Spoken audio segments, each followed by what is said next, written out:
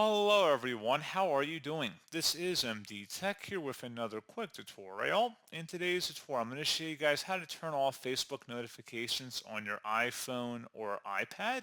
So this should hopefully be a pretty straightforward process here, guys. And without further ado, let's go ahead and jump right into it. All you have to do is open up the Facebook app and select your profile icon in the top right to go ahead and open up the menu. Scroll down and select the Settings and Privacy button, and then select the settings button at the top.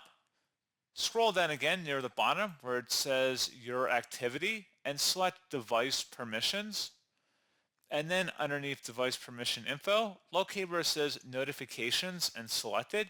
At this point, you would select the update settings button, and then you would select open device settings, in which at that point it would open up your iPhone device settings. You can toggle it to the off position for the Facebook app, and then once that's done, it should take effect immediately. So pretty straightforward process on that, guys. And as always, thank you for watching. I do hope that I was able to help you out, and I do look forward to catching you all in the next tutorial. Goodbye.